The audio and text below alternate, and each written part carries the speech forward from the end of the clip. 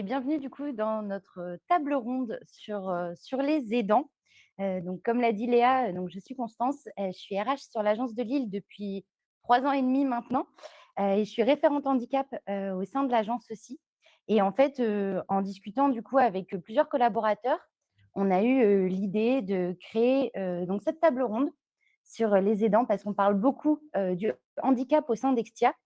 Et en fait, l'idée, c'était de créer, enfin d'inverser un petit peu le prisme et du coup, de mettre en avant un peu les héros de l'ombre, nos extiens qui sont aidants.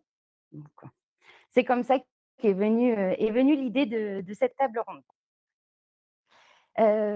Il va y avoir des questions au fur et à mesure dans le chat, donc n'hésitez pas à poser toutes vos questions. Au fur et à mesure de notre conversation, on y répondra. Sinon, on gardera un temps à la fin pour, répondre à toutes ces questions. Et du coup, on accueille aujourd'hui, Marie, qui est, consultante, du coup, au sein de l'agence de Lille depuis 6 mois maintenant, et Kevin, qui est notre office manager et RH depuis presque 2 ans. Bonjour. Salut Constance, merci. Merci à tous les 2 du coup d'être là, de témoigner aussi, de votre expérience, de votre parcours. On a hâte, d'en savoir, plus, mais c'est déjà, très bien d'être parmi nous et d'avoir accepté de partager votre expérience. Avec plaisir. Heu, Avant de rentrer du coup un peu dans le vif du sujet, si jamais il y a des questions auxquelles vous n'avez pas envie de répondre, qui sont des questions trop intimes ou, voilà, auxquelles vous ne souhaitez pas, forcément donner de réponse, n'hésitez pas à le dire. Comme l'a dit Léa, on reste dans un environnement qui est hyper bienveillant. Ça reste votre intimité, votre vie personnelle, donc il y a aucun souci. Pas de problème. D'accord? Du coup, ce que je propose, c'est que Marie, tu te présentes un petit peu et que tu nous expliques un petit peu, du coup, ce qui s'est passé. OK. Alors moi, c'est Marie, donc j'ai 2 ans, si je ne me trompe pas. Donc je suis, en couple avec Mathieu. J'ai une petite fille qui s'appelle Charlie, qui va avoir 15 mois, très bientôt. Donc voilà, je suis, dans la région lilloise. Je suis business analyst et j'interviens chez ADO de mon côté. Dans mon histoire, je suis devenue, enfant aidant, Ouais. à l'âge de 8 ans. J'ai, mon papa qui a eu un grave accident du travail. Il avait son entreprise, il était couvreur, et il est tombé en fait, sur un chantier. Alors il est pas tombé de très haut puisqu'il est tombé de 2 mètres, mais sur la tête et sur une plaque d'égout. Donc voilà, aujourd'hui il est handicapé, il est hémiplégique, il a été dans le coma pendant très longtemps, enfin pendant très longtemps. Ça a été très long pour nous, mais il a été dans le coma pendant un mois et demi. OK. Je me souviens pas de tout parce que j'étais quand même relativement petite et le cerveau, fait bien les choses puisqu'il efface un peu au fur et à mesure aussi, la mémoire. Hem, mais voilà, donc ouais, c'était un événement, c'était grave parce qu'il avait que 5 en fait de chance de s'en sortir. Et aujourd'hui, il va bien. Il a même réussi à remarcher, donc il remarche en boitant. Par contre, il a plus du tout l'usage de son bras droit, et il a quelques séquelles, neurologiques dans le sens où, c'est quelqu'un aujourd'hui qui c'est plus du tout le même papa qu'avant, mais c'est quelqu'un qui va avoir du mal, enfin, il va facilement se laisser convaincre. C'est en fait, aujourd'hui, c'est une personne vulnérable. On peut dire ça comme ça. Donc voilà pour moi, pour la présentation. Je te laisse peut-être Kevin, prendre le relais. Oui, bonsoir, bonsoir, bonsoir à tous. Merci, merci pour ce meet-up qui me tient à cœur aussi. Donc, moi, c'est Kevin, donc j'ai 37 ans. Moi, j'en suis sûr, pour le coup. Voilà, donc je suis à Extia depuis effectivement 2 ans en tant qu'office manager, consultant RH. J'ai une petite casquette Extia Gaming également, où j'accompagne sur les projets. Et effectivement, en rentrant à la maison, moi aussi, j'ai un deuxième travail, parce que ça reste un travail. Je suis aidant de mon épouse qui, il y a 6 ans de ça maintenant, un peu plus de 6 ans, a eu un accident de la route. Elle s'est fait renverser par une voiture. C'est la tête, hein, c'est la tête qui a pris le choc, hein, sur le pare-brise et sur le contre-choc, hein, déplacement des 2 hémisphères qui a créé des micro-lésions au niveau du cerveau. Pareil, plongé dans le coma, moi c'était un coma de 21 jours à peu près. Heu, Aujourd'hui elle va très bien, voilà, bon, faut commencer par ça en fait. Aujourd'hui elle va très bien. Il y a effectivement, quelques séquelles qui sont effectivement, neurologiques, hein, pour le coup, le moteur n'a pas du tout été touché. Elle est comme on appelle dans le milieu de l'handicap invisible, elle est cérébro-lésée, ce qui fait que la prise de décision est parfois difficile. C'est aussi une difficulté à gérer les émotions. Et puis, bah, ça a été tout réapprendre, hein, en 6 ans, en 6 ans de rééducation. Alors, beaucoup moins maintenant, mais on a été sur un réapprentissage total du social, comment se comporter, enfin, comment se comporter. L'idée, c'est quand même d'être soi-même, mais surtout d'adhérer au code que la société fait un peu de nous, quelque part. Mais aussi, ben, tout, là, on est vraiment sur la dernière tranche qui est le travail. Donc, c'est là-dessus qu'on est en train de s'axer. Puis, bon, Que ça voilà, c'est assez fonctionne. récent, donc Et voilà, le monde du globalement, travail, ouais, donc le but, c'était, c'est que ça fonctionne. Mais voilà, globalement, ouais, ça a été 6 ans un peu intenses. Et ben, je me suis pas tout de suite rendu compte que j'étais dedans, on reviendra tout à l'heure, mais du coup, ça va être intéressant d'en parler parce que je pense qu'il y a beaucoup de personnes qui le sont et qui ne le savent pas encore. Et l'idée, c'est de pouvoir les accompagner un peu ben, dans ce chemin qui peut être parfois périlleux. Mmh. Voilà. Oui, effectivement. L'idée, c'est de pouvoir lever la parole, sur ce sujet. Je pense que malheureusement, il y a beaucoup de personnes autour de nous qui sont aidants, de près ou de loin, sur un enfant, un parent, un conjoint et du coup, bah, rendre compte aussi, de ce que ça veut dire être aidant. Ouais, parce Oui, que tout à fait. je pense Ouais. on y reviendra, mais je pense que vous auriez certainement aimé aussi, avoir quelqu'un qui vous expliquait Oui. le rôle d'aidant, parce qu'il y a pas de manuel, Non, malheureusement. pas encore. On peut en créer un. On peut. Puis je trouve que c'est surtout que ça fait que enfin, personnellement, j'ai l'impression que ça fait que quelques années, même peut-être quelques mois, qu'on entend parler de Ouais. ce rôle d'aidant. C'est bien, enfin, il y a les tabous qui se lèvent aussi et ce qui est important, c'est aussi d'accompagner la famille tout autour de ça. Nous, c'est des accidents. Il y a aussi des handicaps à la naissance, ce genre de choses Mmh. où, la personne doit être prise en charge, mais c'est aussi toute la famille parce qu'il y a la structure de notre vie qui change. Il y a aussi, tous les aménagements qui sont nécessaires pour des handicaps physiques aussi. Donc ouais, c'est hyper important de pouvoir accompagner toutes ces personnes-là, qui vivent, aussi, l'accident d'une certaine manière, d'une autre manière que la personne qui le vit elle-même, mais qui a ce rôle d'aidant, d'accompagnant, et qui est parfois, très compliqué et très dur aussi à avoir, quoi. Mmh. Ouais, carrément et du coup, toi Marie, bon, tu étais petite, quand ton papa a eu son accident, mais est-ce que tu te souviens un peu de comment tu as réagi? Comment on te l'a appris? Enfin Alors, ce qui est un peu, compliqué, c'est que, moi, je l'ai pas vraiment appris. Enfin, en fait, on m'a pas dit la vérité. Je me souviens bien de l'endroit où j'étais et en fait, on m'a dit: «Bah, papa» alors c'est mes grands-parents qui sont venus me rechercher à l'école et c'était pas ma maman. Mes grands-parents m'ont dit: «Bah, voilà, papa, il s'est cassé le nez, donc il est à l'hôpital avec maman, bah, voilà, tu les verras pas tout de suite, on va voir, comment ça se passe». Mais donc du coup, «Ah mince, il s'est cassé le nez», tu t'inquiètes quand même un petit peu, tu as 8 ans, donc tu t'inquiètes un petit peu. Mais pas autant que, si on m'avait dit aussi, on m'avait dit la vérité. Donc je sais même pas si on m'a vraiment dit la vérité un jour. Je sais que pendant que papa était dans le coma, tous les soirs, on rentrait de l'école et on enregistrait un petit vocal, sur les vieux dictaphones, de l'époque où en gros ma maman allait tous les jours à l'hôpital. Donc nous, on habitait à plus d'1 heure de Lille et elle faisait tous les jours l'aller-retour, ouais, parce qu'il était, je sais plus s'il était en réanimation ou en soins intensifs, enfin bref. Hem et ma maman lui faisait écouter, du coup tous les jours, bah, l'enregistrement en fait, que ma petite sœur et moi avions fait, pour raconter notre journée. Alors mon papa aujourd'hui dit qu'il l'entendait dans le coma, ces mots-là. Alors je sais pas si c'est vraiment la vérité ou pas. Mais en tout cas, ouais, moi ça a été, c'est pas quelque chose qu'on m'a annoncé comme toi Kevin, comme tu vas l'expliquer après. Et en plus on voit ça avec ses yeux d'enfant. Donc ouais, c'est très différent et je me souviens, en fait, moi j'ai eu un choc, j'ai beaucoup travaillé en thérapie, où c'était le jour où je l'ai revu quoi, mmh, ouais, après son accident. Et là, c'est un choc parce que, ben, il sortait de plus d'1 mois et demi de coma. Donc oui, j'avais bah, dit oui, que j'allais peut-être pleurer, hein. Mais ouais, du coup, il y a la perte de poids et là, tu te rends compte de ce qui s'est passé, beaucoup plus que juste, ce qu'on peut dire, parce que moi, je l'avais pas vu du tout pendant tout ce temps-là. Et en prenant du recul maintenant, est-ce que tu aurais préféré le savoir?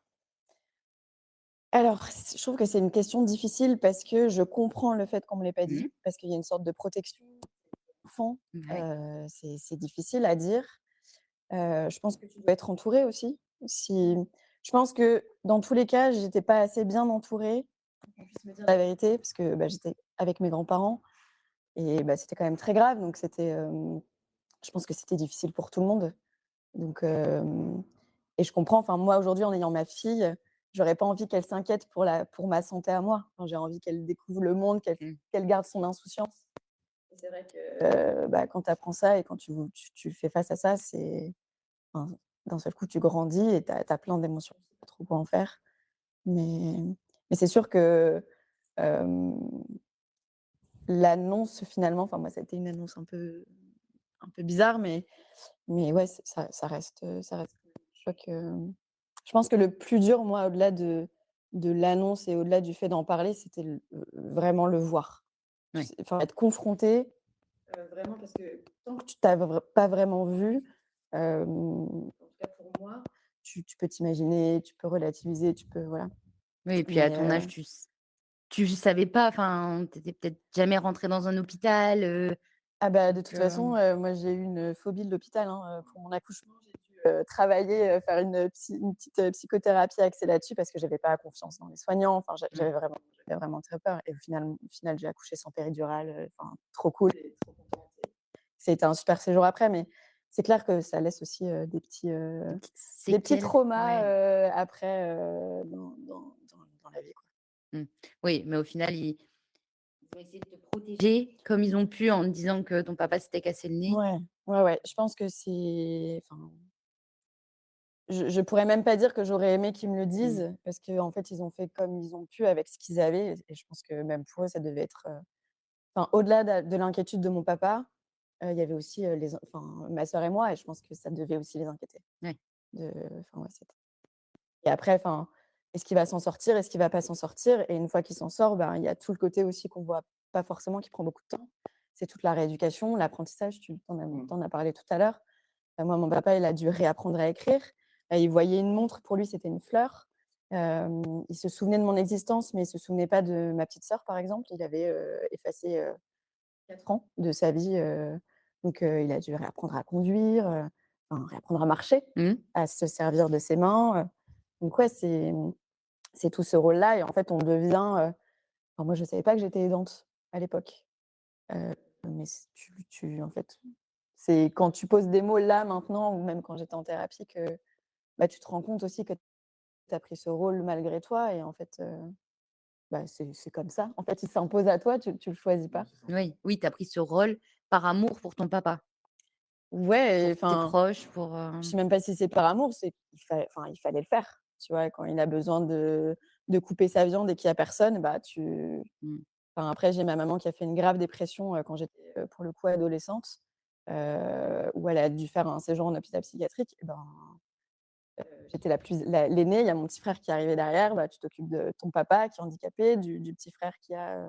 je sais même pas quel âge il avait à l'époque parce que j'ai complètement oublié, mais il devait avoir, peut-être 3 4 ans ou peut-être 5 et ouais, ce rôle tu le prends parce qu'il y a une espèce de truc où, tu as pas le choix, enfin tu vas pas laisser ton père mourir de faim. Tu vois? Non mais c'est vrai, il y a ce truc où, c'est comme ça. mmh, OK. Et du coup, toi, Kev? Alors, oui, alors c'est perturbant toujours parce qu'entre aidants, souvent on passe par les mêmes phases. Donc il y a beaucoup de choses que tu viens de dire que, j'ai vécu aussi. Et puis, tu parlais des 5 de survie tout à l'heure de ton papa. Moi, on m'a clairement annoncé 7. Voilà, donc comme quoi c'était assez précis. Donc effectivement, moi, j'ai été contacté par la police, hein, qui me disait que, ma femme était à l'hôpital et qu'il fallait y aller. Sans plus d'indications. Ayant un petit parcours de sauveteur, quand j'étais un peu plus jeune, je savais que c'était pas très bon. C'est-à-dire que de donner pas de nouvelles elle-même, ça veut dire qu'elle était dans la capacité de le faire. Donc voilà, trajet à l'hôpital qui a été quand même, très, très, très, stressant, voilà, très sec. Je me souviens d'avoir eu énormément soif, voilà, puis le trajet est très long en plus comme ça, alors que pour le coup, c'est vraiment littéralement à 2 minutes de mon domicile. Donc voilà, on est accueillis par le psychologue, le médecin, l'infirmière, et puis on dresse le tableau assez rapidement. Bon, moi, ma première pensée, ça a été, bah, elle est décédée. Enfin voilà, donc le psychologue dit non, non, non, pas du tout, voilà. Et il y a un truc qui résonne encore dans ma tête aujourd'hui, c'est voilà, elle a eu un accident de la route, mais ben, c'est la tête, c'est malheureusement la tête qui a pris, et il y a des dommages cérébraux qui sont importants. Euh, Ce sera un marathon. Vous allez vivre un marathon. Et au début, j'en avais pas du tout la moindre idée. Je savais pas pourquoi le médecin me disait ça va être un marathon. Ça me paraissait un peu abstrait. Puis bah, tu prends aussi un peu l'info, quoi. Mais avec le recul, effectivement, marathon, 6 ans de marathon, là, c'est quand même pas mal. Donc, ils avaient déjà vu juste. Elle a eu la chance d'être très, très, très bien accompagnée par les médecins de Roger Salengro ici à Lille. On a une antenne neurologique qui est une des plus grandes d'Europe. Voilà, il y a beaucoup de gens du monde entier qui viennent se faire opérer neurologiquement à Lille. Donc, du coup, ça a été une chance. Tu parlais tout à l'heure du syndrome de plus retourner dans les hôpitaux. Je revois clairement cette porte où on avait 1 heure de visite par jour. Je me souviens d'être à la queue leu avec les gens qui allaient voir bah, leur famille, leurs amis, dans un silence bah, glauque. Voilà. Le service, bah, effectivement, bon, je- tout le monde dort, hein, on va pas se mentir. Voilà. Faut en parler aussi avec un peu de légèreté. C'est important pour moi. J'ai toujours eu un peu d'humour à parler de ça. C'est important. Ça m'a permis d'évacuer tout le long de ce parcours. Donc tout le monde dort, c'est assez glauque, effectivement. Et puis, bah, donc ça, c'était pour le début, donc c'était pour le coma. Après, il y a eu le réveil. Malheureusement, bah, le confinement du Covid-19 est très vite arrivé. Donc j'ai eu la chance qu'elle se réveille un tout petit peu avant le confinement, que je ne puisse plus la voir. Donc du coup, ça a été une étape aussi hyper importante parce que ben, elle s'est endormie. Le monde était normal, elle s'est réveillée, le monde était confiné. Donc ça a été hyper compliqué de lui expliquer ça quand elle s'est réveillée à fond. Et puis ça a été 1 mois et demi, 2 mois de réveil tout doux. Voilà, au début, on a les yeux qui sont ouverts, on n'a pas la parole, on a en face de nous quelqu'un qui bah, ne bouge pas. Voilà, elle ne me remet pas. D'ailleurs, je me suis appelé Bernard pendant quelques semaines. On m'appelait Bernard. Voilà. C'est toujours resté d'ailleurs de temps en temps, elle m'appelle Bernard encore pour, pour déculpabiliser aussi un petit peu de son côté. Donc voilà, et puis ensuite de ça, elle a repris conscience. En fait, le cerveau, c'est quelque chose qui s'allume. Quand des secteurs s'allument, il y en a d'autres qui s'éteignent. Donc en fait, il faut le recalibrer tout doucement. Ça a duré 1 mois et demi. Et ensuite de ça, ça a été un peu long parce que la désinhibition ayant totalement disparu, la communication était hyper compliquée. Et puis, elle est rentrée à la maison. Donc ça, c'était au mois de janvier. Donc elle est rentrée au mois d'avril à la maison. Donc c'est là que le combat a commencé, de revivre normalement. J'avais pris quelques jours de congé pour m'assurer qu'elle était enfin qu'elle pouvait s'autosuffire si je reprenais le travail. Il a effectivement fallu 10 jours pour apprendre à cuisiner, se laver, voilà. Puis euh, psychologiquement aussi de se remettre un peu de ce qui s'était passé. Donc elle a eu un peu cette insouciance quelque part de ne pas trop se rappeler de ce qui s'était passé et de ne pas juger de la gravité. Tout est arrivé assez tard. Ça arrive même encore à l'heure actuelle sur des phases de culpabilité où elle estime nous avoir fait beaucoup souffrir. C'est pas de sa faute. Voilà, c'est comme ça, mais bon, c'est un chemin aussi qui pourrait aller hyper long. Et puis, moi, je me suis rendu compte que j'étais aidant à partir du moment où j'ai commencé. Je me suis pas senti tout de suite m'effacer. Ça a été assez long. Et puis, je me suis un peu aussi noyé dans le travail. Ça me permettait aussi de pouvoir avoir un petit échappatoire avec des collègues qui étaient là. Les amis ont été très, très présents également. Ma maman aussi a été présente H24 presque pour m'accompagner. Donc ça, c'était un soulagement.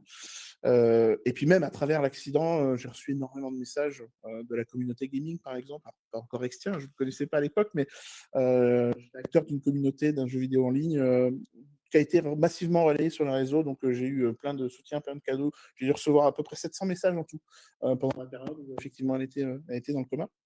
Donc ça aussi, ça m'a aidé à tenir. Et puis voilà, après, le chemin a fait son cours, on a essayé de se reconstruire. Et puis j'ai essayé de lui apprendre. Alors, en fait, le combat, ça a été surtout de ne pas rentrer dans le je deviens papa, je suis plus mari. Ça a été quelque chose de très compliqué. On est forcément obligé d'y passer parce que tu apprends quelque chose à quelqu'un d'autre. Tu as aussi cette notion de te dire, en fait, j'ai pas non plus envie de la modeler comme moi j'aurais envie qu'elle soit. Donc elle est aussi sa propre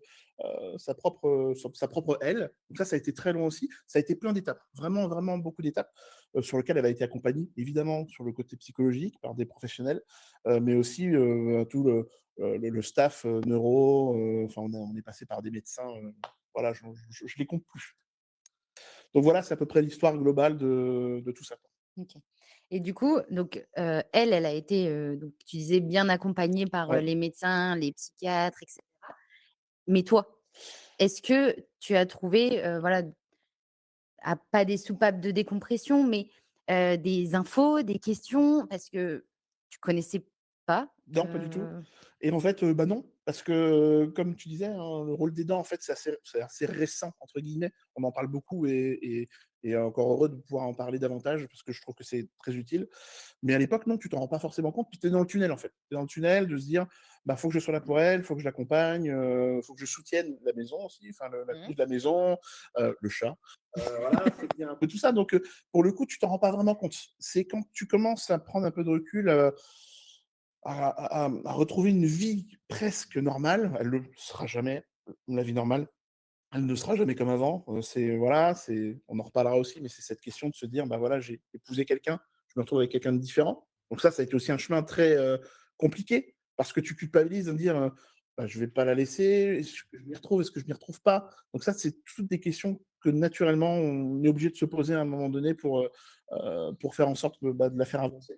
Et bah, j'ai aussi pris le pari d'être totalement transparent avec elle. Donc je lui disais tout, pas tout le temps, pas tout de suite, mais j'ai toujours essayé de lui dire, pour que justement il y ait pas de surprise et que, bah, on puisse vivre ça aussi un peu ensemble parce que, elle souvent ce qu'elle disait, les 1res disputes, c'était: «Bah, je sais pas, j'étais pas là». Souvent elle me disait: «Je sais pas, j'étais pas là, je l'ai pas vécu. J'ai pas vécu tout ce que toi tu as vécu». Donc ça aussi c'est le spectre de se dire: «Bon, OK, là faut prendre du recul un petit peu» et en fait on est aussi victime autant que la personne qui a eu l'accident et même si c'est elle qui revient de tout le mérite, hein, parce qu'elle s'est vraiment battue, pour tout récupérer et ça reste quand même son travail, ben, en fait, on a été, beaucoup, beaucoup présents, beaucoup là pour la soutenir. Ouais. Et du coup, on a Yamina dans le chat qui nous demande si toi, tu as reçu une aide psychologique ou toi, Marie, de la part de l'hôpital? Pas du tout. OK. Non, pas du tout. Bah, comme je disais au début, on a fait un peu le tunnel. Après effectivement, la question s'est posée, donc du coup, j'ai été voir un psychologue de tout seul, en fait, voilà, de moi-même. OK. Donc J'ai pas beau du tout en rapport avec Non, l'hôpital. non, Toi, non, non, tu as non, l'hôpital, ressenti le non, besoin non, pas du de tout, pas du tout, j'ai pas de souvenir ou très peu d'un médecin qui m'a dit: «Faut» voilà, si il y en a un qui m'a dit: «Faut prendre soin de vous», mais en fait, c'est un peu vague comme quand tu as une personne, alitée, qui est dans le commun, quelqu'un qui te dit: «Faut prendre soin de vous», tu l'écoutes pas mmh, trop, en fait, tu dois taper en touche. Avec le recul, effectivement, tu comprends les choses et oui, oui, il y a eu un suivi qui a été après, pas de l'hôpital, mais personnel, où j'ai beaucoup, beaucoup pleuré. Je pense que c'est ça aussi, hein, la thérapie, c'est, relâcher, mmh, et puis, ben, il a fallu voir quand même beaucoup de professionnels avant de trouver le bon parce que, ben, hem, on n'a pas toujours les mêmes affinités avec les pros, ils ont pas toujours la même approche non plus. Donc il faut vraiment trouver la personne. Je dis pas qu'ils sont pas bons, au contraire. Je pense que c'est juste qu'il faut trouver le fit entre les 2, quoi. mmh. Et toi, Marie, tu as eu, un accompagnement, de la part de l'hôpital ou ta famille a eu un accompagnement? Alors pas alors ma famille, je sais pas comment ma mère l'a vraiment vécu parce que c'est pas vraiment quelque chose dont on a parlé. Mais en tant qu'enfant, non, nous on n'a rien enfin ma sœur et moi, on n'a pas eu d'accompagnement là-dessus. Je pense que, c'est là où il y a un manque, à mon avis, parce que c'est important.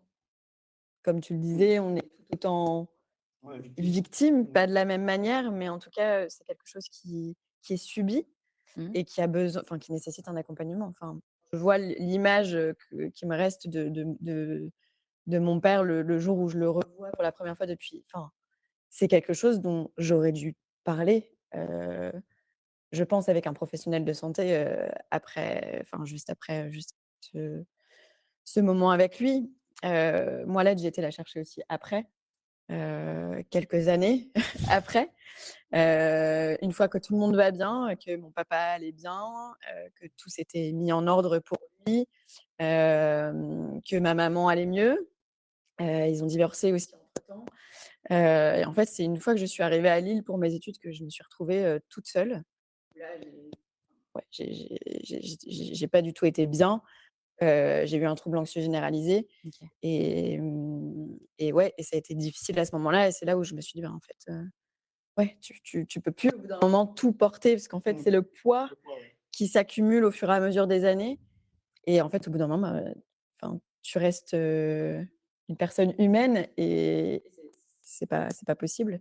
Donc, le prendre soin de soi, en effet, il te traverse quand tu es enfin, quand tu es face à cet accident ou autre parce que, ben, en fait, ouais, tu es dans il faut aider, il y a la personne qui est là, qui est pas bien donc ouais et je rebondis sur ce que tu as dit, je pense que c'est hyper important, hem, de trouver la personne qui vous convient. Moi, je me souviens au tout début quand j'allais pas bien, j'ai été voir, une psychologue. Elle voulait me faire retourner dans le passé, revivre les moments que j'avais vécus et en fait, moi, j'étais en mode: «Mais je les revis déjà tout le temps». J'ai envie de passer à autre chose, quoi. J'ai vu, pareil, une autre, psychologue et qui a voulu refaire la même chose et en fait, je me suis dit: «Non, c'est pas de ça dont j'ai besoin» et en fait, moi, j'ai eu besoin de retourner dans mon corps. Vraiment, en fait, j'étais tellement en hypervigilance, tout le temps il va se passer un truc, en fait. Mmh. Là, tout va bien, c'est pas possible, il y a un truc qui va me tomber dessus. Enfin, en l'occurrence, j'avais très souvent peur pour mes proches. Et en fait, ouais, j'ai eu besoin vraiment de reprendre conscience de mon corps, de qui j'étais, parce qu'en fait, mon identité, elle s'était aussi beaucoup construite autour de ce rôle-là, de cet enfant devenu parent de ses parents. Mmh. Enfin, donc ouais, ça a été aussi une période très importante, pour moi. J'ai fait beaucoup de sophrologie, de respiration, cohérence cardiaque, yoga, beaucoup d'ostéo, OK. énormément parce que mon corps avait pris. En fait, bah, tu tu es un peu comme ça, tu te contractes complètement et après une fois que j'étais revenue finalement dans mon corps, là je me suis sentie prête à démarrer une vraie psychothérapie, que j'ai fait pendant 2 ans et demi où, j'ai trouvé vraiment le psychologue qui me convenait bien et ça a pas été facile parce que finalement je me souviendrai toujours le jour de la première séance où je lui ai dit, bah, voilà, là maintenant j'ai envie de dire bonjour à la nouvelle Marie, dire au revoir à l'ancienne Marie, vraiment tourner la page et vraiment devenir moi, en fait. Mmh. Et un de mes objectifs, c'est que je savais que je voulais des enfants et je voulais absolument me sentir bien et me sentir moi avant d'être maman, pour pas transmettre finalement ces traumas. Ouais, ces traumas, l'anxiété, à mes enfants. Donc je pense vraiment pour revenir sur la question, je pense que c'est un point hyper important qui doit être mis en place aujourd'hui. Je pense que ça commence à se faire via des associations. Il y en a beaucoup. De plus en Ouais, D'entreprises aussi. ouais, Beaucoup d'entreprises qui proposent effectivement, des services et un accompagnement, heu, à ne pas négliger, ouais, clairement. ouais. Je pense qu'en fait, finalement, nous, ça a été un peu tard. Oui, ouais, ouais. On a peut-être pris soin de nous un peu tard par rapport, au moment où on aurait dû le faire. Après prendre soin de soi, comme tu disais, il faut prendre soin de vous. Oui. Mmh. Comment je fais? Ouais, c'est ça. Oui, Comment il je y a fais? pas de manuel, Mais ouais, parce que moi, on me l'a beaucoup répété aussi dans les thérapies, mais heu, apporte-toi de la douceur, prends le temps, repose-toi et en fait, Oui, comment co faire? comment je mmh, fais? Est-ce que vous avez un manuel? C'est bon. il faut accepter aussi, Ouais, il y hem, a ouais. parce qu'au final, tous les 2 vous parlez un peu de tunnel, vous êtes focus et c'est normal, mais un peu vous vous Ouais, effacez et c'est complètement. pour ça que tu disais Marie, j'ai eu besoin de, savoir qui j'étais, de me retrouver moi-même, et notamment par la sophro et cetera, pour, que tu sois la Marie, que tu es aujourd'hui et que tu te construises. Parce qu'au final, tu t'es un peu construit en «t'effaçant» entre guillemets, avec, ce qui s'est passé avec l'accident, avec la dépression de ta maman et du coup, tu t'es un peu oublié dans l'histoire. Bah, en fait, tu es tellement dans le «il faut que», Mmh. il faut faire à manger, il faut faire le repassage, il faut faire les lessives, il faut couper la viande, et en fait, ouais, tu pas le temps et en plus, ben, moi, je continue quand même d'aller à l'école. Tu as les devoirs, tu as, toutes les questions sur, ton futur, Le bac. le le brevet, le bac, ce que tu veux faire après. Enfin, oui, c'est sûr que ça a été, c'est difficile parce que, en fait, moi, je me suis construit vraiment autour de la peur. De surtout, bah, il y avait forcément l'accident de papa qui a été, difficile et ensuite, moi, j'ai eu ma maman qui a fait une grave dépression avec des tentatives de suicide où, à chaque fois, c'est moi qui étais là et je crois que je l'ai sauvée entre 6 et 7 fois de tentatives de suicide. Donc il y avait aussi la peur de se dire: «Ben, en fait, si je pars vivre ma vie, qu'est-ce qui va se passer?» Mmh. Et donc là-dedans, j'ai eu aussi un rôle d'aidant, donc j'ai été aussi la maman de ma maman et et enfin, je comprends, pourquoi j'ai craqué quand j'étais, quand je suis arrivée à Lille, ce qui était vraiment la meilleure chose pour moi finalement. Ça a été un déclic aussi de se dire: «Ben» et c'est quelque chose que j'ai travaillé, il y a encore pas très longtemps, mais toujours, ma mère va m'appeler, va me dire que ça va pas. Heu, avant j'étais vraiment dans la surréaction. J'étais dans la peur, et maintenant j'ai réussi à être: «OK, c'est moi l'enfant, en fait». Ouais. Tu Tu as vois? récupéré ton rôle, C heu, qui s'était inversé inconsciemment, Ouais, puisque tu avais pris ce rôle-là, puisque tes parents en avaient besoin. Mais du coup, tu as récupéré ta place d'enfant qui était légitime et ton rôle de maman auprès de Charlie. c'est ça, ouais. Mmh. C'est quelque chose de très difficile parce que c'est vrai que, du coup, tu perds toute insouciance et tu es vraiment, focus dans le: «Mais qu'est-ce qui va se passer?» Mmh. Enfin, c'est ça Ouais, c'est l'hypervigilance ça, aussi. exactement. C'est, il y a quelque chose, enfin et c'est sûr que c'est quelque chose que j'avais envie de travailler avant d'avoir Charlie pour être la plus détendue Ouais. possible et j'ai fini, je pense ma psychothérapie l'année, ouais, il y a peut-être 3 ou 4 ans. Donc ça a été aussi long finalement parce que j'ai commencé à vraiment pas être bien aux alentours de 17-18 ans et j'en ai 32 aujourd'hui et finalement, il y a eu quand même, un bon gros morceau de vie de travail pour, finalement laisser un peu tout ça derrière moi, reprendre ma place d'enfant, Mmh. qui est peut-être souvent aussi, par ma maman pas hyper bien acceptée dans le sens où elle a besoin qu'on soit là pour elle. Mais ben, en fait, je vais m'occuper de moi, Mmh. de ma famille, parce que maintenant j'ai aussi ma propre Mmh. famille et c'est important aussi c'est pas de l'égoïsme de se recentrer et parce que ça, c'est Déculpabiliser un truc que de tu peux penser à toi vraiment et à tes proches. ouais, c'est un truc vraiment où moi j'ai eu beaucoup de mal avec ça. Se dire: «J'ai le droit en fait de me faire passer moi en première. Mmh. C'est OK et c'est normal». Parce qu'en fait, je pensais beaucoup aux autres avant de penser à moi et c'est là où c'est plus OK et où tu es plus vraiment aidant, Mmh. mais tu es dans je sais pas le terme, mais en tout cas, c'est pas OK pour sa santé mentale Super-héros. à soi. C'est exactement ça, En ouais. mode super-héros, quoi. Tu veux aider tout le monde. Mmh mh. Oui. Oui, mais pour être un super-héros, il faut être enfin, Ouais. bien toi et c'est Ouais, ça qui est très compliqué. C'est que si toi-même, tu es pas bien, tu peux pas aider bien les sûr, autres. Donc bien sûr. Il y a plusieurs phases. Il y a la ouais. phase, effectivement, je prends le micro.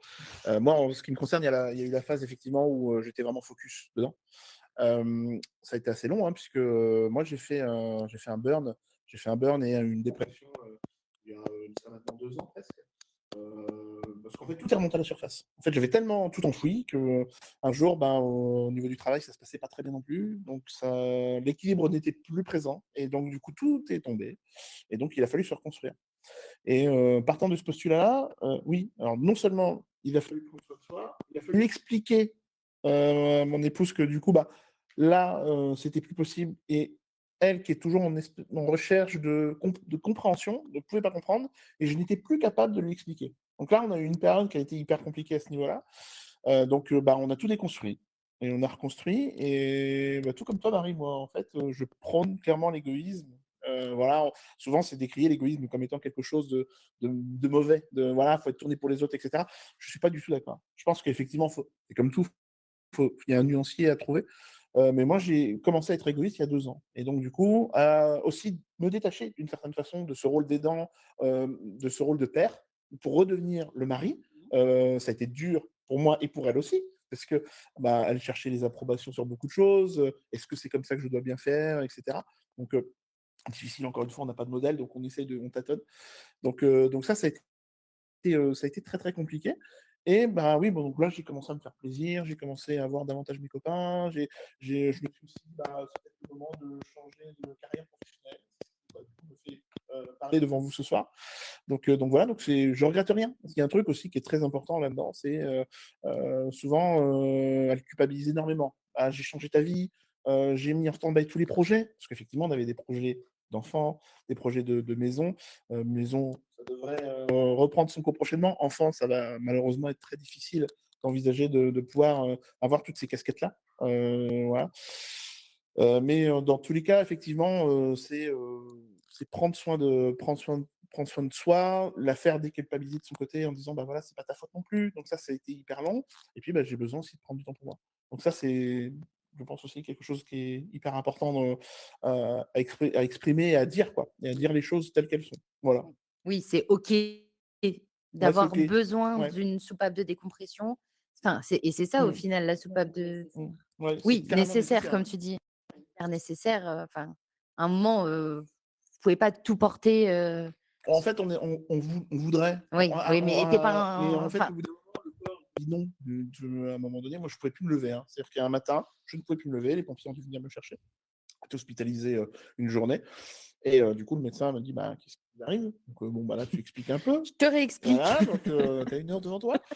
Donc ça a été compliqué et là, le médecin m'a dit: «Non, mais là, là, vous êtes en trop plein, là. Là, il faut vous reposer, il faut prendre soin de vous, effectivement» et après, bah, encore une fois, comment prendre soin de soi? C'est Mmh, là que, bah, on voit les thérapies et cetera et que ça déroule dans ce sens-là, quoi.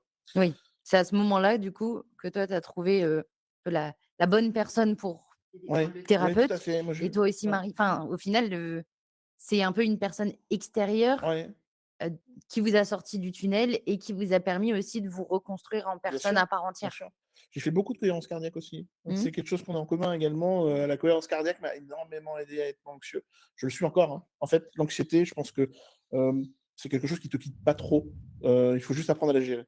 Voilà, j'ai toujours un plan, sur un plan A, j'ai toujours un plan B, C, D. C'est terrible parce que du coup, tu Tu mets pas focuses sur un éventuel problème. Tu ne mets jamais ton cerveau en off.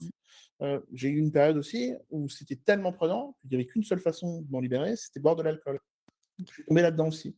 Heu, je le dis aujourd'hui parce que, bah, j'ai absolument aucun tabou et je pense que c'est aussi quelque chose, c'est une facilité, mais qui est à portée de main, donc tu tombes là-dedans et puis, bah, au bout d'un moment, tu te dis: «Bah, non, en fait, c'est pas forcément la solution», donc il faut encore que tu prennes le combat de te dire d'énergie, de dire: «Bah, il faut combattre ça, il faut avancer là-dessus», donc ça va mieux aujourd'hui, voilà, même si, bon, dans le Nord, on aime beaucoup la bière, mais voilà et on peut passer par beaucoup de portes, voilà et moi, enfin, ce qui m'a énormément aidé aussi, c'est mon chat. Ça paraît bête comme ça, mais je devais être présent et être fort pour mon chat à la maison parce que, bah, le chat, faut le nourrir, voilà, puis moi, je suis très, très, très ami des animaux.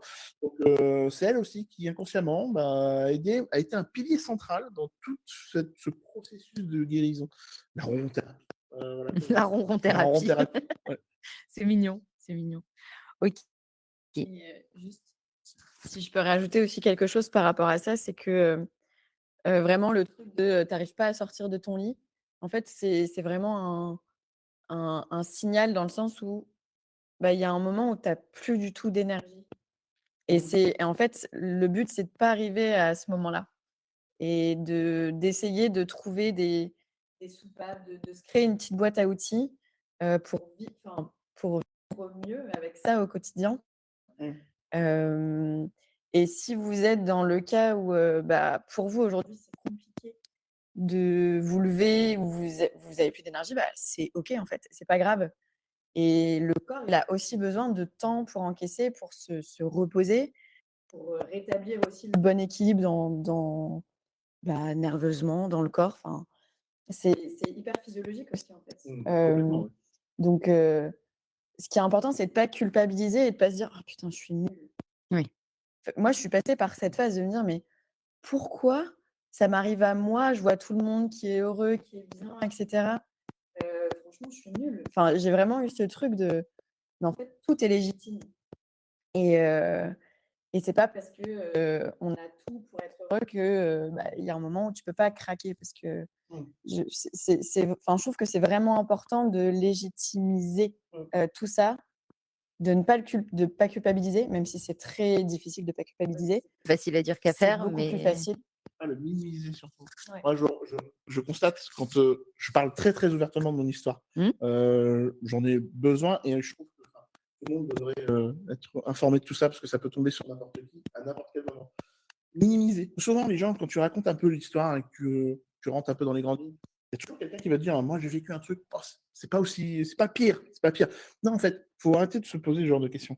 Il ne faut pas minimiser les sentiments d'un événement. Enfin, c'est hyper important, peu importe l'événement qu'il soit, il faut s'écouter et il faut essayer de rationaliser, bien évidemment, mais c'est surtout de s'écouter et de se dire, c'est pas parce que le gars à côté, il a vécu un truc pire qu'il faut un peu minimiser les sentiments, etc. Non, non, il faut les exploiter à 100% et faut surtout, effectivement, prendre énormément de recul. Je sais que il y a eu un Kevin avant l'accident, il y a un Kevin après. Je ne regrette absolument rien. C'est ce que j'explique à Sabah. Si ça devait être à refaire, je le referais sans problème. Parce que j'ai tellement appris, que ce soit sur la patience, enfin, la vision de la vie, voilà, les petits conflits du quotidien qui te paraissent un peu plus éloignés qu'avant. J'étais très très carriériste avant, je voulais absolument être le meilleur du monde, président du monde entier. Mais du coup, tu passes à côté de ça, tu te dis, en fait, je vais sûrement passer à côté de choses qui vont être nécessaires et qui vont être hyper importantes. Donc, du coup, vraiment, tu refais tout de A à Z, quoi. Et ça, tu le conscientises aussi très tard. Moi, c'est très tard que je lui explique que, en fait, je ne regrette rien et que, au contraire, ça m'a appris une énorme leçon de vie qui fera de moi quelqu'un de meilleur et qui voudra en parler autour de moi. Voilà. Et j'aimerais juste rebondir aussi sur quelque chose et après je te laisse reprendre le fil. pas de souci. Mais c'est juste que ça m'a fait penser ce que tu as dit à quelque chose qui est hyper important, c'est que on ne sait jamais ce que les autres vivent. Mmh. Et vraiment, ça c'est quelque chose que j'ai appris. C'est on peut très rapidement être dans le jugement où quelqu'un va avoir une réaction et on va se dire mais oh, ça va. Oui. Et en fait, on ne sait jamais ce qui se passe pour les gens. Je trouve que c'est hyper important d'en prendre conscience et vraiment de se le dire quotidiennement parce que je trouve que ça permet aussi de développer de l'empathie et de la bienveillance envers le monde, en fait, envers les personnes qui nous entourent. Parce que, ouais, c'est des choses aussi qui ne se voient pas. Moi, je me souviens, quand je suis arrivée dans mes études supérieures où personne ne me connaissait, c'est pas un truc dont je parlais justement. Et quand je suis devenue un peu plus proche avec certaines personnes que voilà, tu commences à discuter et à dire ce qui t'est un peu arrivé, tu as raconté ton histoire de vie, on m'a dit: «Mais ah ouais, tu as vécu tout ça, mais ça se voit pas». Bah ouais, enfin, ah mais tu souris, C'est pas marqué sur mon tu es front. hyper souriante, tu es hyper solaire, ça se voit pas du tout. Bah ouais, mais en fait, chacun a son histoire, sa sensibilité. Je trouve que c'est hyper important de s'en souvenir parce que, ouais, ça permet d'être, plus gentil, je trouve et plus cool avec les gens Carrément. et je pense que c'est important. Oui, et du coup, c'est aussi ce qui a permis, enfin, malheureusement, entre guillemets, vos histoires vous ont permis de vous construire aussi, et d'être des personnes meilleures. Enfin, vous auriez des belles personnes de base, mais voilà, ça vous a donné versions aussi, améliorées. voilà, des versions On parlait améliorées. de version 2 tout à l'heure, je n'utilise que cette expression. La 2.0. La 2.0, exactement, ouais. Ouais, Oui, tout à fait. et au final, l'accident de ton épouse t'a permis de reconstruire un nouveau Kevin, enfin Ouais, un autre ouais, Kevin, complètement. avec elle, et en version, améliorée encore plus que ce que Et d'être totalement honnête, transparent, tout axé sur la bienveillance, la communication aussi. mmh, Et puis, ouais, de s'entraider entre humains, en fait, parce qu'on a suffisamment de choses autour de nous on le voit dans les actualités, pour se dire, en fait, à mon échelle, moi, j'ai juste envie d'être quelqu'un de bien et d'aider les gens. Et ça l'était avant, de par voilà, mon petit passage au sauveteur. Mais c'est encore plus évident maintenant de se dire, on est là pour s'entraider et s'accompagner, quoi. et du coup, tu parles d'entraide. Est-ce que, il y a eu des associations, ou il y a des associations pour, heu, des personnes qui se retrouvent dans votre situation ou pas? Des organismes? Alors oui, il en existe pas mal, Alors après, elles n'ont pas toutes, le même impact, elles traitent pas tous du même sujet. Moi, je sais que j'aurais bien voulu être aidé, administrativement parlant, OK. parce que, qui dit accident dans, mon épouse a été protégée par la loi Badinter. Du coup, on fait les choses bien, monsieur Badinter. Et donc, du coup, ben, effectivement, toute victime de piéton d'une voiture est considérée comme victime, peu importe voilà, quelqu'un qui traverse un peu mal sur la rue est quand même victime. Donc ça, il faut le savoir quand même. Donc voilà, aujourd'hui, on est toujours dans l'aspect administratif, pas judiciaire, puisque je n'ai pas, enfin, j'ai naturellement déposé plainte contre la personne qui l'a renversé. Je précise que c'est quelqu'un comme tout le monde. Il allait au travail le matin. Il y Mmh. avait des enfants dans la voiture. Il s'est arrêté, il a appelé les secours, il a fait tout ce qu'il fallait. J'ai jamais mis d'énergie à le poursuivre en justice parce que j'estimais que l'énergie que j'avais, je devais le donner à Saba. Donc Mmh. ça, c'était quelque chose d'hyper important. À côté de ça, ça déroule. La justice fait voilà, il a été jugé, il a eu une attention de permis, voilà, ça a été considéré comme un accident et puis c'est tout. Mais derrière, il y a tout le volet assurance. Comment vivre après ça? Comment indemniser? Qu'est-ce qu'elle vaut maintenant, tu sais, par rapport à ce que les pertes qu'elle a subies toutes ces années. Donc on est toujours au calcul de tout ça. C'est très long, très compliqué, c'est très douloureux. Dernièrement, on est passé devant une commission avec naturellement l'assurance adverse, qui avait un avocat et un médecin. Donc ça a été très dur. Donc là, pareil, alors c'était très curieux parce que quand on y allait, moi j'étais très serein, elle était très stressée. On est ressorti, elle était très sereine, j'étais très stressé.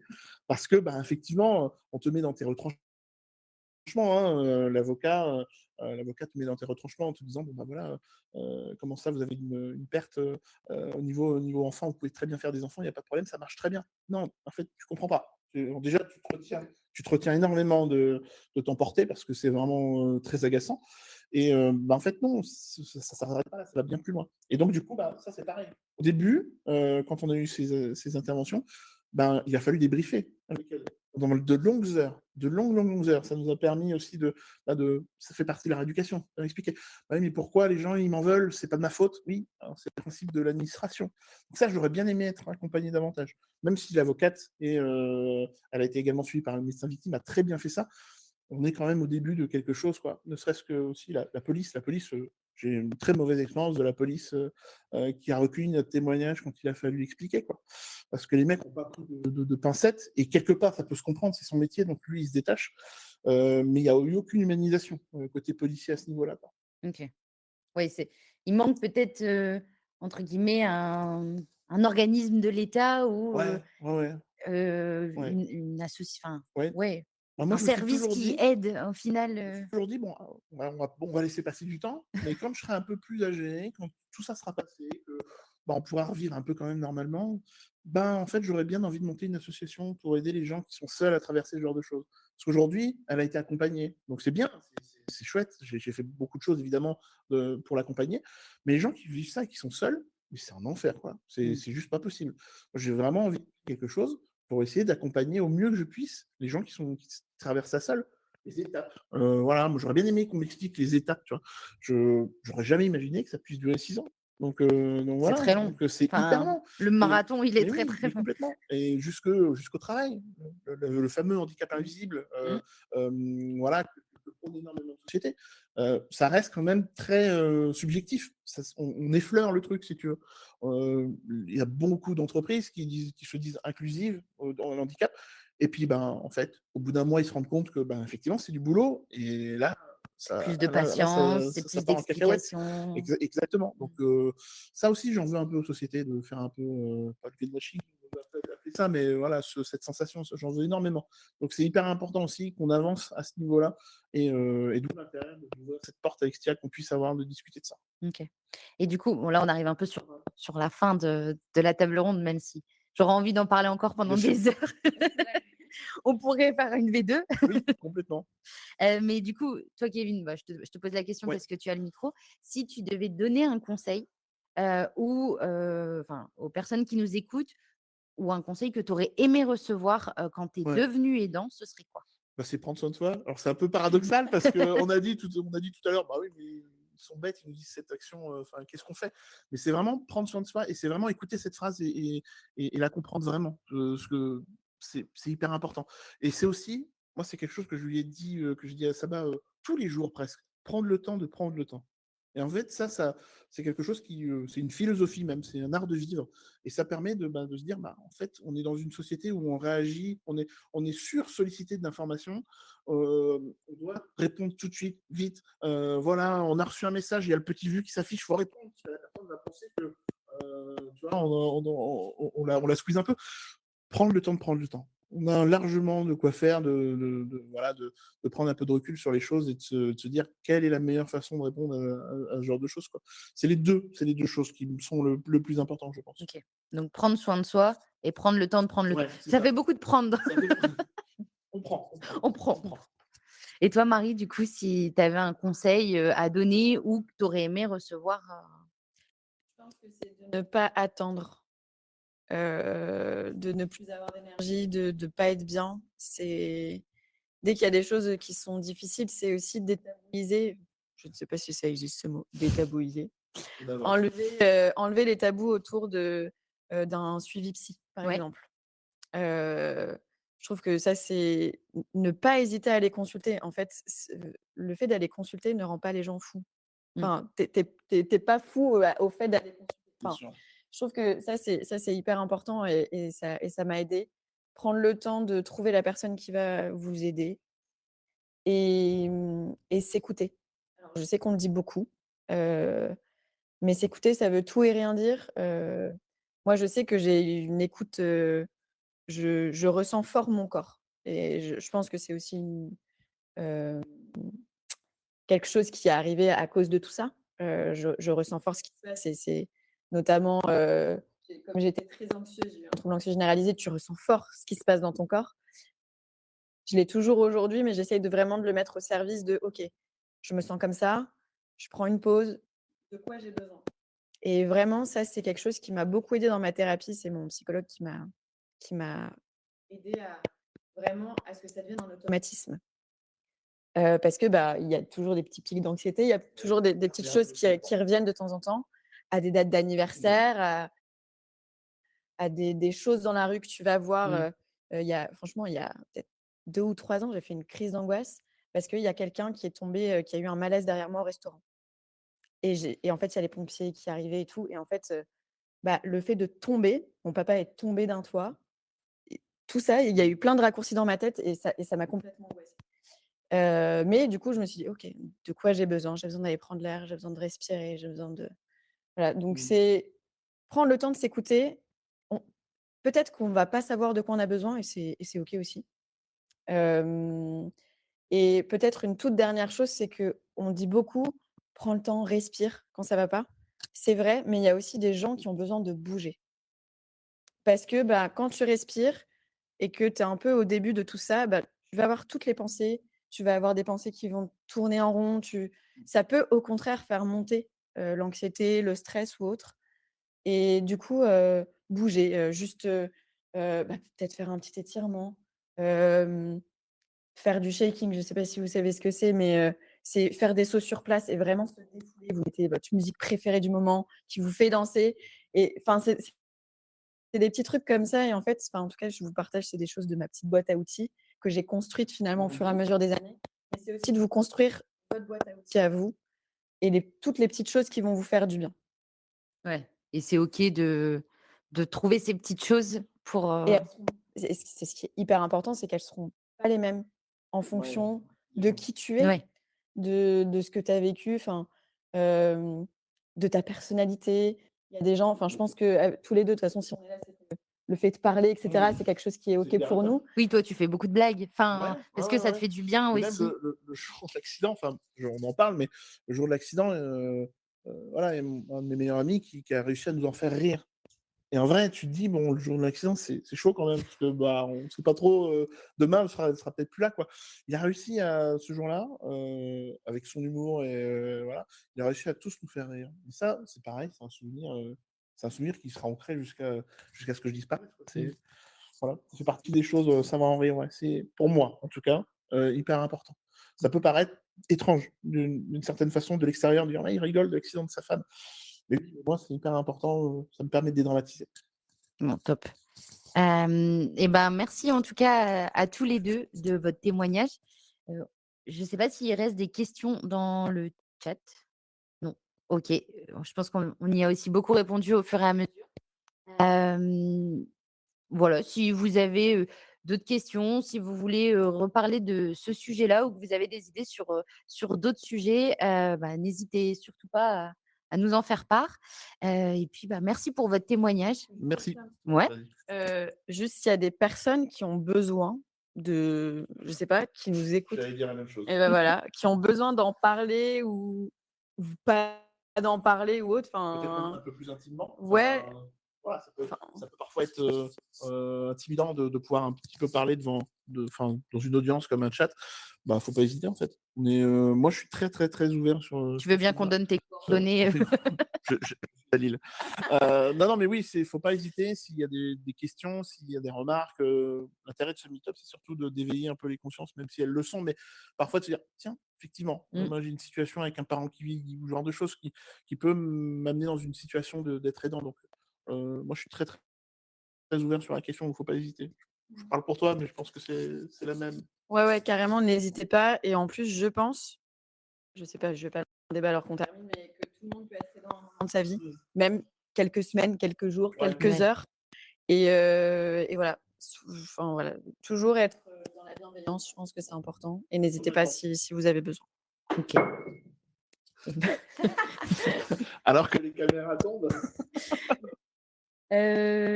Top. Merci en tout cas à tous les 2 et puis si on a pu, si vous avez pu, puisque j'ai pas fait grand-chose, mais si vous avez pu ne serait-ce qu'entrouvrir la porte, et lever un Ah petit bah, peu j'ai le une bonne journée. le Voilà. voile, voilà, mettre la lumière un petit peu Ouais. sur vous, c'était un plaisir de partager ce moment-là, Merci, merci avec vous. Constance. Merci, merci Léa.